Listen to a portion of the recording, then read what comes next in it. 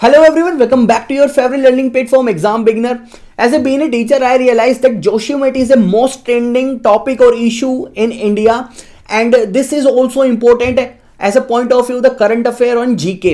So I must to explain you that why all it's happening in Joshimat, why mountain is sneaking. So everything I'm going to explain you in a geological way. So keep watching till the end.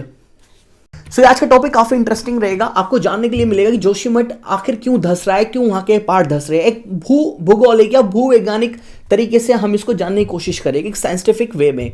तो video के and तक आपको बने रहना है और multiple channels में यानी मल्टीपल सोशल प्लेटफॉर्म्स में मैं इस वीडियो को अपलोड करने की कोशिश करूंगा ताकि ज्यादा से ज्यादा लोगों को यहाँ पर इसका पता लग सके।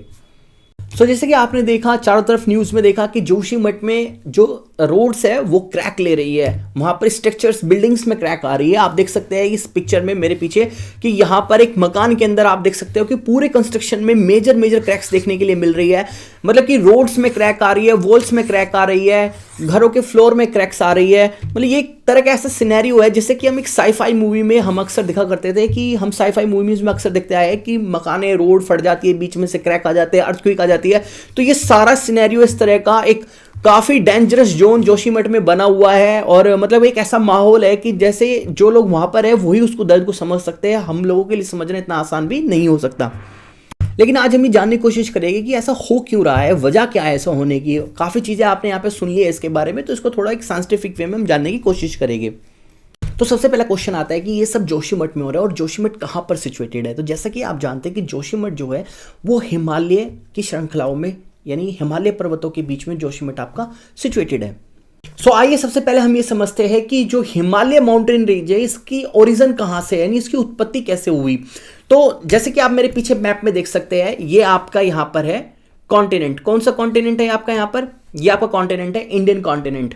ये पूरा आपका इंडिया का मैप है, ये देख सकते हैं आप। ये पूरा इंडियन कॉन्टिनेंट है जो कि यहां पर आपको इस इमेज में दिख रहा होगा। आज से 5, 6, 10 हजार साल, करोड़ साल पहले इंडियन कॉन्टिनेंट यानी जो टेक्टोनिक प्लेट्स थी इंडिया की वो फ्लोट करता करता सीधा यहां जाकर हिट किया। और ये कौन सा एरिया है? ये है आपका यहां पर एशिया का, ये एशिया कॉन्टिनेंट है और ये आपका यहां पर इंडियन कॉन्टिनेंट है जो फ्लोट करते करते धीरे धीरे फ्लोट करते करते नॉर्थ डायरेक्शन में सीधा एशिया से हिट किया। और एशिया से जब ये हिट किया, जब इनके बीच में कोलिजन हुआ, तो आप देख सकते हैं जब दो भारी चीजों के बीच में टकराव होता है तो उसके बीच में से कंप्रेस होकर कुछ ना कुछ निकलता है, चाहे वहां पर किसी भी तरह का यहां पर फोर्स जनरेट होता है। तो इसमें क्या हुआ, जो आपका एशिया कॉन्टिनेंट साउथ फेस था, यहां पर जो जमीन थी, यहां की जो लैंड थी और जो फ्लोट कर रहा था इंडियन कॉन्टिनेंट, इसका जो नॉर्थ फेस था, ये जब आपस में टकराए, कंप्रेस हुए, तो यहां पर जनरेट हुआ आपके ये great Himalaya series, great Himalaya mountain series की यहां पर ओरिजिन हुआ, उत्पत्ति हुई, जो कि आपकी यहां पर म्यांमार से लेकर सीधे अफगानिस्तान तक का फैली हुई है, तजाकिस्तान तक आगे तक गई हुई है। और इसी में से ही यहां पर कई सारे हिस्से आपके नेपाल में, भूटान में, सिक्किम में, अरुणाचल प्रदेश में, और मेजर जो पार्ट है आपका वो उत्तराखंड में, हिमाचल प्रदेश में, और आपका यहां पर लद्दाख में, जम्मू कश्मीर में देखने के लिए मिलता है। तो इसी माउंटेन सीरीज में सिचुएटेड है आपका केटू पर्वत, आपका माउंट एवरेस्ट नेपाल में है, और आपका कंचनजंगा नेपाल और जो सिक्किम का बॉर्डर है भारत का, वहां पर वो सिचुएटेड है। तो जैसा कि मैंने आपको एक्सप्लेन किया कि ये जो कॉन्टिनेंट है इंडियन कॉन्टिनेंट फ्लोट करता हुआ एशिया से हिट करता है, कंप्रेस होता है, तो वहां पर ओरिजिन होता है आपका माउंटेन सीरीज का। इसीलिए सबसे नवीनतम पर्वत श्रृंखला कहलाती है आपकी, या यंगेस्ट माउंटेन सीरीज भी आप इसको बोल सकते हैं। अब जब यहां पर हिमालय की उत्पत्ति हो चुकी है, यानी आपका यहां पर हिमालय माउंटेन सीरीज बन चुकी है, तो यहां पर इसको 4 भागों में बांटा गया है। ये पूरा जो जोन है आपको यहां पर ये दिख रहा है, इसको 4 भागों में बांटा गया और एक जो 4 कैटेगरीज में इसको डिवाइड किया गया वो कुछ इस प्रकार है। देखिए जैसे कि आप सामने स्क्रीन पे देख सकते हैं, यहां पर 4 लाइंस मैंने ड्रॉ की है, first, second, third and fourth. इसमें जो आपके सबसे पहली जो यहां पर ये मैंने लाइन ड्रॉ की है, ये है आपका यहां पर अप्रोचिंग वाला, अप्रोचिंग माउंटेन्स यानी अप्रोचिंग टू हिमालयाज। इसमें आपकी जो कैटेगरी कहलाती है, फर्स्ट वाली जो कैटेगरी कहलाती है आपकी कहलाती है लेसर हिमालय सीक्वेंस। देखिए आप यहां पर देख सकते हैं, मैंने यहां पर लिखा है लेसर हिमालय सीक्वेंस। ये वाली जो फर्स्ट बेल्ट है आपकी, ये लेसर हिमालय सीक्वेंस कहलाती है। और वो किस तरह से लेसर हिमालय सीक्वेंस कहलाती है कि जब आप मैं एग्जांपल देता हूं कुछ सिटीज़ का, उससे आप सीधा डायरेक्टली यहाँ पर लिंक कर पाओगे। अगर आप में से कोई भी हरिद्वार यहाँ पर गया है, तो जब आप यूपी से आप उत्तराखंड में एंटर होते हैं हरिद्वार के लिए, तो हरिद्वार में जितनी भी आपको माउंटेन सीरीज देखने के लिए मिलती है वो सारी लेसर हिमालय सीक्वेंस का ही एग्जाम्पल है। ऐसे ही देहरादून में आपको देखने के लिए मिलेगी, या आप जब चंडीगढ़ से एंटर करेंगे आप शिमला वाले हिमाचल में, तो वहाँ पर भी आपको जो बेल्ट्स देखने के लिए मिलेगी, जो सीक्वेंस देखने के लिए मिलेगा आपको माउंटेन का, वो सारा लेसर हिमालय का ही एग्जाम्पल है। इसके बाद जो सेकंड आती है हमारी, सेकंड बेल्ट है हमारी यहाँ पर, ये जो मैंने मिड में मेंशन किया उसको बोला जाता है यहाँ पर आपका great Himalaya sequence. Great Himalaya sequence इसको बोला जाता है, और ये शिवालिका भी कहलाती है। शिवालिका की पहाड़ियाँ आप गूगल पे सर्च कर देखना, आपको इसके बारे में काफ़ी डिटेल देखने के लिए मिलेगी। जब आप देहरादून से मसूरी के लिए अप्रोच करते हैं या आगे धनोल्टी के लिए अप्रोच करते हैं, वहाँ पर जितने भी माउंटेन्स की पीक थोड़ी आपको उसमें इंक्रीमेंट मिलता है, यानी हाइट बढ़ी हुई नज़र आपको आती है। आपका सी लेवल से भी आपका लेवल वहाँ पर बढ़ जाता है, तो वो आपकी कौन सी है, वो आपकी यहाँ पर है great Himalaya sequence. For example Shimla के अंदर, नारकंडा के अंदर, या आप जब कुल्लू मनाली में एंटर करते हैं, मैक्लोडगंज में आप एंटर करते हैं, तो वो सारी जितनी भी माउंटेन सीरीज आपको दिखती है वो सारी आपकी ग्रेटर हिमालय सीक्वेंस कहलाती है। इसके बाद जो थर्ड आती है, थर्ड जो बेल्ट है हमारी, थर्ड बेल्ट है हमारी ये वाली, और ये जो बेल्ट है हमारी ये कहलाती है main central thrust. Main central thrust belt कहलाती है, और ये मेन सेंट्रल थ्रस्ट जो बेल्ट है ये ही अपने आप में सबसे ज़्यादा सेंसिटिव एरिया है माउंटेन का। ये सबसे हाईएस्ट पीक है। आप मान लीजिए जैसे कि माउंटेन पे आप इधर से चढ़ते हैं और इधर से चढ़ते हैं, जो सेंटर का पॉइंट आता है वो सबसे हाईएस्ट पीक होता है। तो वे बड़ी बड़ी पीक्स, वो बड़े बड़े ग्लेशियर आपको इसी बेल्ट पे देखने के लिए मिलेंगे, जो कि आपका मेन सेंट्रल थ्रस्ट। तो मेन सेंट्रल थ्रस्ट पे मैं फॉर एग्जांपल आपको बताता हूँ, बद्रीनाथ, आपका केदारनाथ, आपका यहाँ पर नंदा देवी पीक्स आपको देखने के लिए मिलेगी। और यहीं अगर आप जब जम्मू कश्मीर में पीओके, पाक ऑक्यूपाइड कश्मीर में आप एंटर करेंगे, तो आपको K2 पर्वत आपको देखने के लिए मिलेगा। जितने भी चारों तरफ आपको बड़े बड़े ग्लेशियर देखने के लिए मिलते हैं, चाहे वो कंचनजंगा हो, या वो आपका नेपाल के चाइना बॉर्डर पर आपका, वहां पर तिब्बत बॉर्डर पर आपका माउंट एवरेस्ट हो, तो ये सारे बड़े जितने भी ग्लेशियर्स है वो सब आपके यहाँ पर मेन सेंट्रल थ्रस्ट पर सिचुएटेड है। इसके बाद जो फोर्थ कैटेगरी यहाँ पर डिवाइड की गई है वो है आपके यहाँ पर तिब्बतियन प्लेटू, यानी जो तिब्बत प्लेट को आपके यहाँ पर हिमालय से लिंक करती है। तो ये हो गया आपकी तिब्बतियन प्लेटू। अब जैसे कि मैंने आपको बताया, यहाँ पर जो मेन सेंट्रल थ्रस्ट है, यानी जिसको हम शॉर्ट में बोलते हैं MCT, तो MCT पे ही आपको सारे बड़े बड़े ग्लेशियर्स देखने के लिए मिलेंगे। और इसी बेल्ट पर, इसी यहाँ पर सिचुएटेड है आपका जोशीमठ, आपका बद्रीनाथ, आपका केदारनाथ, ये सब यहीं पर आपके सिचुएटेड है। इस वजह से यहाँ पर एक जो आपको मैं यहाँ पर बताने की कोशिश कर रहा हूँ कि जो जोशीमठ है उसकी जो यहाँ पर आप जो उसकी डेमोग्राफी देखेंगे, जो उसकी लोकेशन देखेंगे, वो आपकी MCT पर आती है, यानी मेन सेंट्रल थ्रस्ट पर आती है, जो कि अपने आप में ही काफ़ी सेंसिटिव एरिया माना जाता है। अभी एक ऑफिशियल स्टडी में मेंशन किया गया था कि जो आपका यहाँ पर जोशीमठ एरिया है falls under the highest seismic hazard zone 5, यानी जो अर्थक्वेक है उसको 3 से 4 कैटेगरी में डिवाइड किया गया है। जो सबसे डेंजर जोन होती है वो आपके यहाँ पर होती है सेस्मिक हजार्ड जोन 5, और उसी कैटेगरी में आपका जो जोशीमठ है वो यहीं पर आता है। तो यहाँ पर आपको सेस्मोजेनिक स्ट्रेस, यानी आपको भूकंपन आपको यहाँ पर लगातार महसूस होते रहते हैं, जो कि लगातार कहीं ना कहीं आपका एक तरह से एवलांच क्रिएट करने में हेल्प करते हैं। बड़े बड़े ग्लेशियर्स का फेल होना, ये सब उसी के एग्जाम्पल है। ये इतने नाम मात्र को होते हैं कि आप इसको महसूस नहीं कर सकते। तो जैसे कि आपने देखा था कि एक बहुत मैसिव एवलांच आया था आपका केदारनाथ में सन 2013 में, वो यही इस तरह का एग्जाम्पल है, क्योंकि ये क्या है, मेन सेंट्रल थ्रस्ट में ये सबसे सिचुएटेड है।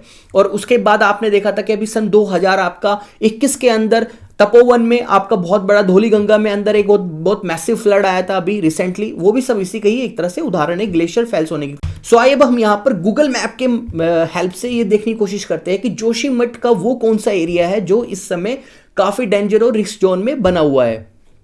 सो अभी तक जितना मैंने आपको बताया उसको प्रैक्टिकली हम गूगल मैप के थ्रू देखते हैं। सामने हमारे यहाँ पर गूगल अर्थ है और इसमें है इंडिया का मैप, उसको हम जूम आउट करते हैं। तो अभी हम उत्तराखंड में एंटर करके देखते हैं जोशीमठ को। देखिए ये है आपका जोशीमठ, जैसे कि आपको सामने स्क्रीन पे दिख रहा है, ये आपका यहाँ पर जोशीमठ है। तो जो जोशीमठ का आपका जो यहाँ पर ज्योग्राफिकल सिचुएशन है उसकी वो कुछ इस प्रकार है। मैं उसको आपको यहाँ पर ड्रॉ करके दिखाता हूँ, समझने की कोशिश कीजिएगा। यहाँ से आपकी एक रिवर आ रही है जिसका नाम है यहाँ पर क्या, धौली गंगा, जो कि आपके पीछे नंदा देवी पर्वतों से होकर तपोवन के पीछे से आ रही है। इसके बाद यहीं पर सेम आपकी एक और दूसरी रिवर आती है इधर बद्रीनाथ की तरफ से, वो है आपके यहाँ पर अलकनंदा। और यहाँ पर ये आपस में जहाँ इनका संगम होता है ये वाला पॉइंट कहलाता है विष्णु प्रयाग, और यहीं पर है आपका ये जोशीमठ। तो अब जोशीमठ की जो पर्वत है ये, इसका कैसा डेमोग्राफी है, यानी इसकी कैसी यहाँ पर सिचुएशन है, क्या इसका आकार है, वो थोड़ा सा आप समझने की कोशिश कीजिएगा। तो ये देखिए, ये जो आपका यहाँ पर ये वाली यहाँ पर रिवर, यहाँ से रिवर आकर और आपकी इधर से टर्न कर कर ये इधर को निकल जाती है आगे। ये वाला जो एरिया है आगे, जो ये वाला एरिया जा रहा है, ये आपका ऋषिकेश, आगे रुद्रप्रयाग, कर्णप्रयाग तक का आगे चला जाता है। और यहाँ पे है आपका क्या, विष्णु प्रयाग।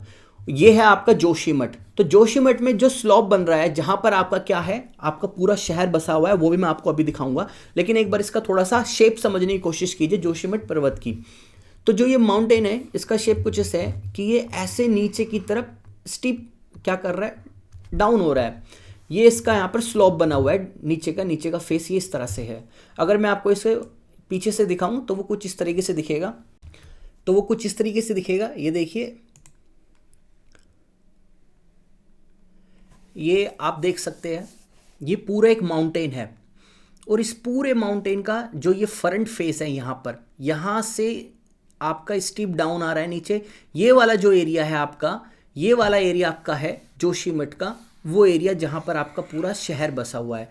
और यहाँ से ऐसे स्टीप चढ़ाई है एकदम ऊपर तक, इस पॉइंट तक आप आ जाते हैं। यहाँ पर ये इसका हाईएस्ट पॉइंट है इस वाले माउंटेन का। और यहीं पर है आपका होली, जो आपका ओली जो हिल स्टेशन है वो भी आपका यहीं पर है। ओली जो लेक है वो भी आपके यहीं पर है। अभी फरवरी में आपका यहाँ पर क्या होने वाला है, आइस स्कीइंग टूर्नामेंट होने वाला है, वो पता नहीं होगा या नहीं होगा। तो ये है आपका, यहाँ पर तपोवन से आपके यहाँ पर आ रही है धौलीगंगा, और इस वाले पॉइंट से आ रही है आपके यहाँ पर अलकनंदा, और ये वाला जो पॉइंट बनता है आपका यहाँ पर बनता है ये विष्णु प्रयाग। और यहीं से रिवर नीचे से निकलती हुई आगे सीधी चली जाती है आपके यहाँ पर ऋषिकेश से रुद्रप्रयाग तक की होती हुई। तो ये वाला वो फेस है जहाँ पर पूरा शहर इस समय बसा हुआ है। और आप देख सकते हैं कि ये एक डाउन स्टीप पे बसा हुआ है। तो इसका थोड़ा और क्लोजली देखते हैं हम यहाँ पर। तो देखिए, ये रहा पूरा सिटी, आपको नज़र आ रही होगी। ये है आपकी पूरी यहाँ पर जोशीमठ सिटी। ये देखिए, इसको थोड़ा और अच्छे से देखते हैं।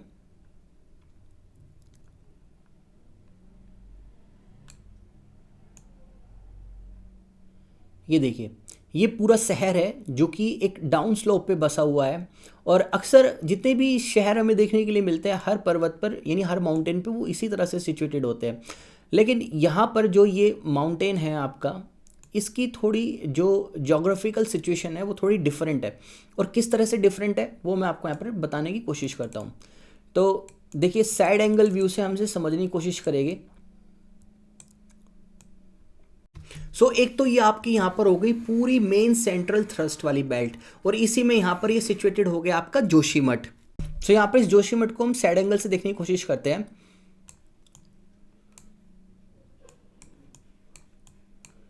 ये देखिए, ये है आपका यहाँ पर जोशीमठ।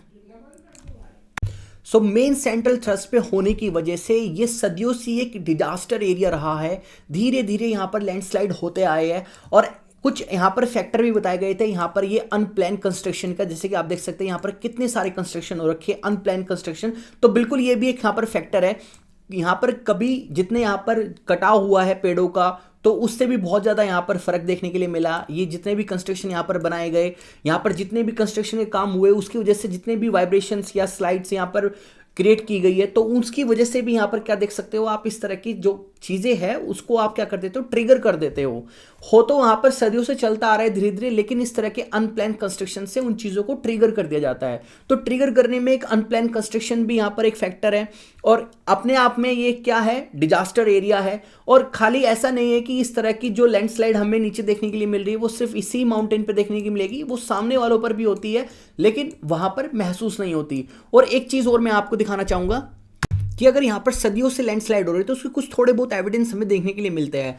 तो जब मिट्टी नीचे की तरफ यहाँ पर डाउन होती है, स्लाइड डाउन करती है नीचे की तरफ, तो वहां पर क्या होता है, एक बम्पर टाइप से क्रिएट होता है आपका। तो वो आप उन चीज़ों को आप यहाँ पर साइड से महसूस करोगे तो आप उसको क्लियरली देख सकते हैं। यहाँ पर एक ठोकर सी बनी हुई है, देन आपको यहाँ पर एक ठोकर देखने के लिए मिलेगी। तो ये जितने भी ठोकरें आपको यहाँ पर देखने के लिए मिली है, एक बम्पर सा मिल रहा है। ये जब मिट्टी आकर एक पॉइंट पर रुकती है तो वो वहीं पर इकट्ठी हो जाती है, तो वो एक बहुत स्मूथ और जेंटल सा सरफेस क्रिएट हो जाता है, जहाँ पर कंस्ट्रक्शन करना या खेती करना बहुत ही आसान होता है। सो एक तो अपने आप में ये एक डिजास्टर एरिया है, और सेकंड थिंग कि जब यहाँ पर अनप्लान कंस्ट्रक्शन होते हैं तो ये सब चीज़ें क्या करती है, ट्रिगर कर देती है। और इसको ट्रिगर करने में एक और बड़ा फैक्टर माना जा रहा है जो कि आपका एनटीपीसी प्रोजेक्ट। आप सभी ने न्यूज़ में सुना होगा कि एनटीपीसी प्रोजेक्ट की वजह से इस तरह के सारी चीज़ें देखने के लिए मिल रही है, तो उसको भी थोड़ा सा हम समझते हैं यहाँ पर। तो बढ़ती इलेक्ट्रिसिटी की डिमांड को देखते हुए सन 2005 में एनटीपीसी को एक प्रोजेक्ट दिया गया जिसको विष्णुगढ़ हाइड्रो पावर प्लांट का बोलते हैं। 520 मेगावाट का यहाँ पर एक प्लांट लगाना था। सन 2005 से इस पे काम जारी है और आज तक ये चल रहा है। सन 2021 में जब एक ग्लेशियर यहाँ पर बहुत बड़ा यहाँ पर मैसिव फ्लड आता है, तो उसमें उस प्रोजेक्ट को बहुत भारी डैमेज उठाने को मिलता है, जो कि कहाँ पर देखने के लिए मिलता है, हमें तपोवन में। तो जैसे कि मैं मैप में आपको यहाँ पर समझाने की कोशिश करूँगा कौन कहाँ पर कैसे है, ये देखिएगा। यहाँ पर ये है आपका तपोवन, और तपोवन में यहाँ पर आपका लगाया गया है हाइड्रो पावर प्लांट। और ये है आपका जोशीमठ, और जोशीमठ में आप देख सकते हैं कि यहाँ से आपकी कौन सी रिवर बह रही है, धौलीगंगा बह रही है, और आगे यहाँ से ऐसे होती हुई आगे आपकी चला जाती है कहाँ पर, ऋषिकेश की ओर, अलकनंदा रिवर यानी रुद्रप्रयाग कर्णप्रयाग की तरफ वो निकल जाती है। तो ये जो आप यहाँ पर माउंटेन देख रहे हैं, ये वाला मैं इसको मार्क करता हूँ, ये ऐसे, ये है आपका यहाँ पर जोशीमठ, जो कि नीचे की तरफ स्टीप डाउन हो रहा है।